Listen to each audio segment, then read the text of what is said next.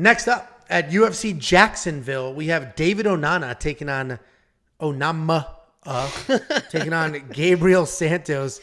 David Onama is 10-2 overall, 3-2 in his last 5. He is coming off that. What's my name? Onana.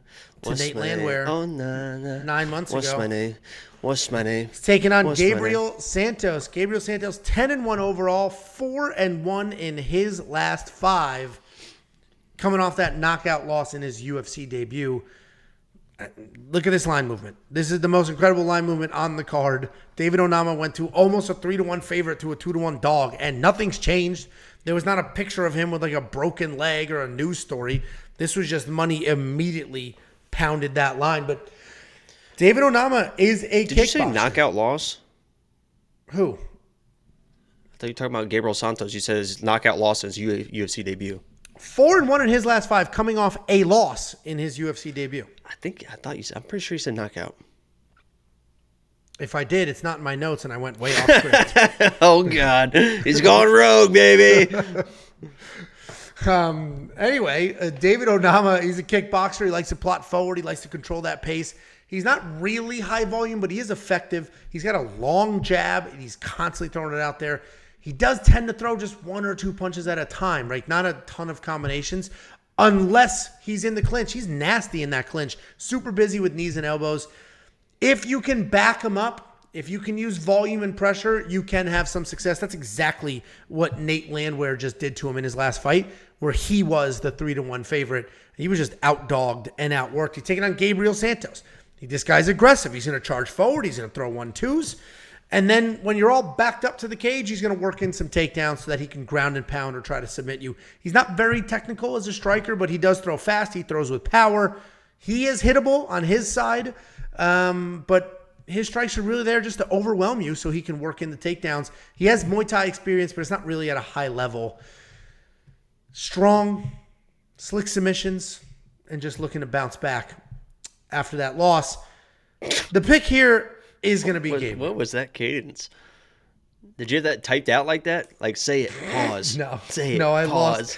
I lost where I was, and I was just like, oh, God. Like in school, and you start panicking. You ever lose your place when you're reading out loud in class? You're like, oh, God, I had it here. And you just shit your pants.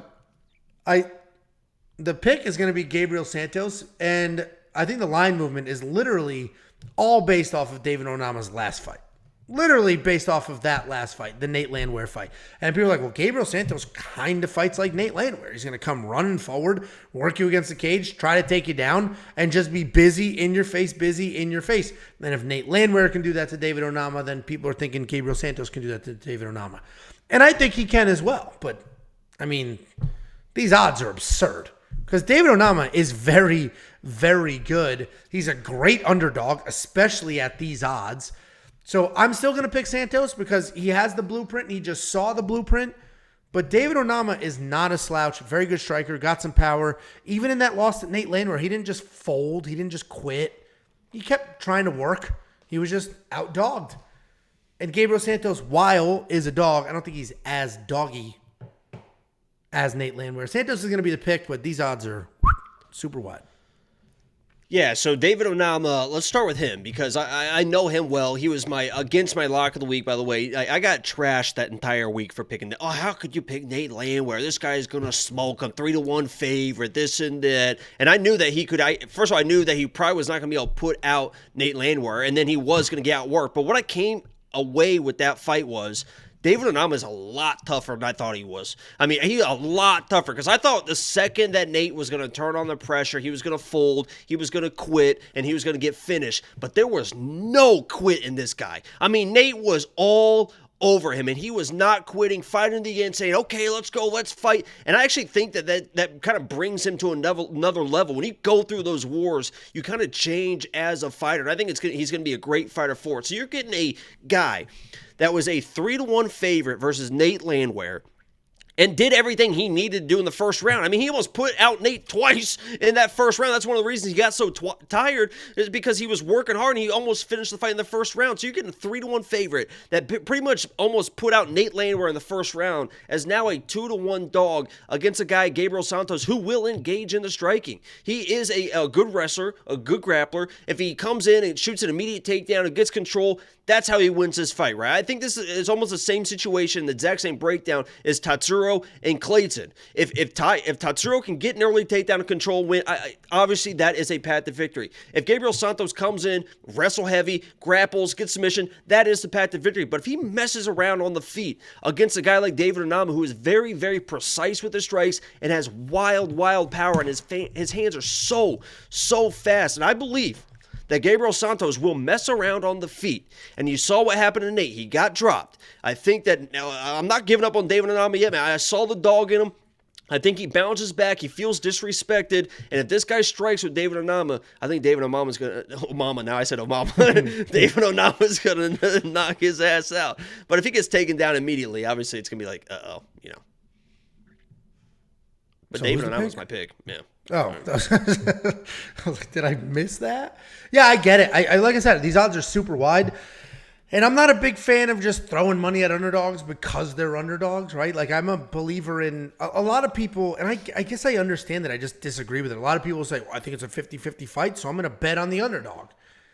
I'm not going to bet on somebody who I think loses, right? I think Gabriel Santos wins this fight, so I'm not going to put money on Onama, but inside the distance decision, no action is looking pretty price, and we may or may not have a bet like that. So become a premium member, and you could check it out. I'll tell you a bet I have it on David Onama right now. First round knockout. There you go at plus 800. 800. There you go.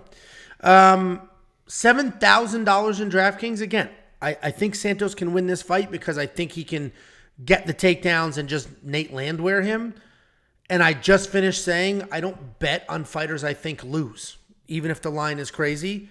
But DraftKings is a whole different game. You need to put people in your lineup that are heavy underdogs. That's the only way you can build a real lineup.